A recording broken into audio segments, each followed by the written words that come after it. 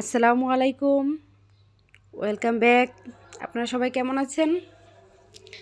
আজকে আমি রান্না করব মুরগি, বেশি করে আলু এবং পেঁয়াজ দিয়ে। প্রথমেই একটি প্যানে তেল গরম করে আলু এবং সাথে একটু লবণ আর একটু হলুদ দিয়ে আলুগুলোকে ভালো করে ভেজে নিচ্ছি। আলুগুলো ভাজা হয়ে গেছে, এখন আস্তে আস্তে উঠিয়ে নেব।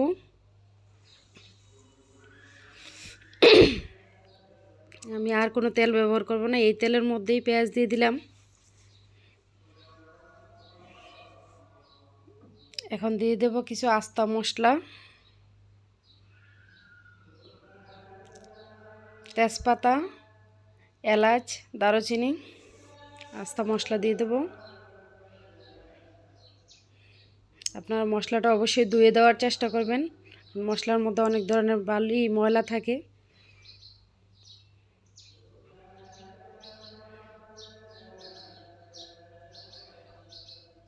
এখন দিয়ে দেব কাঁচামরিচ। অনেকগুলো কাঁচামরিচ দেওয়াতে কেউ ভয় পাবেন না, কাঁচামরিচটা একটু ঝাল কম। আপনাদের কাঁচামরিচ যদি ঝাল বেশি হয় তাহলে আপনারা পরিমাণে কমিয়ে দিবেন।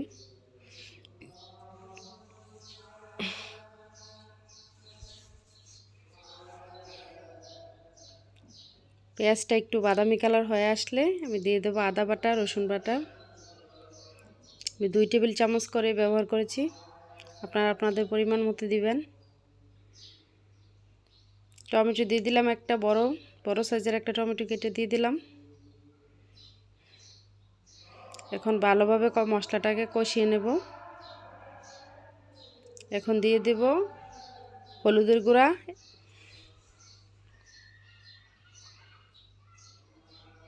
মরিচের গুঁড়া দিয়ে দিলাম একটু।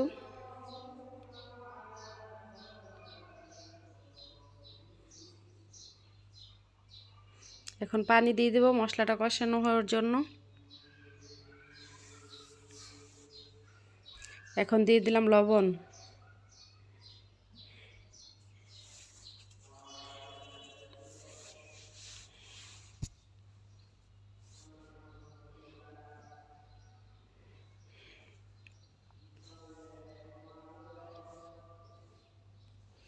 এখন মাংসটা দিয়ে দিলাম।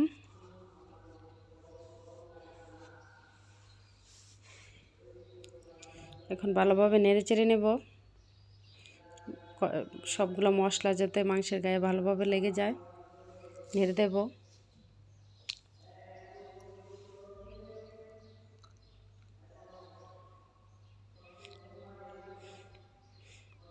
ভালোভাবে নেড়ে চেড়ে ঢাকনা দিয়ে রেখে দেব।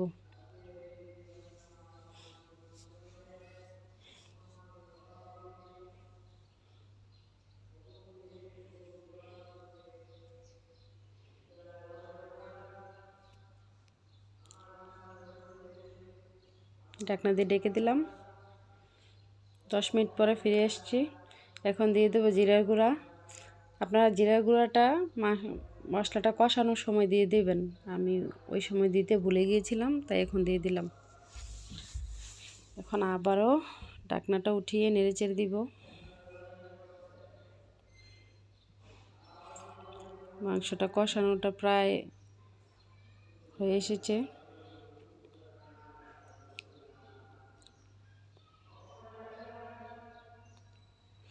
এখন পানি দিয়ে দেব ঝোলের জন্য।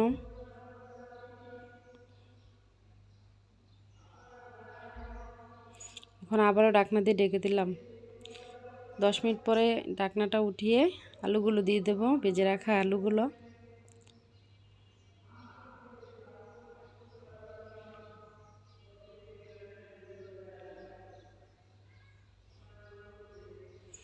এখন আবার ঢাকনা দিয়ে ঢেকে দেব।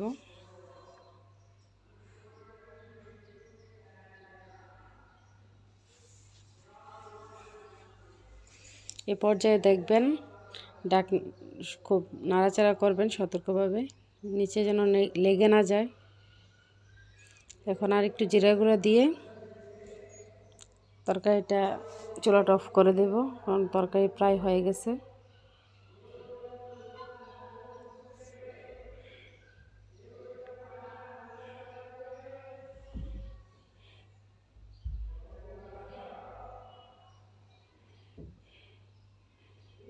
দেখেন তরকারিটা দেখতে কতটা সুন্দর লাগছে এবং ঝোলটাও একদম আঠালো হয়েছে।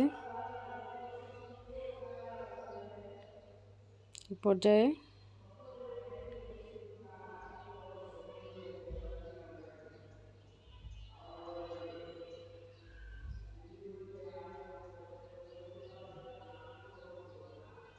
চুলাটা অফ করে দিলাম।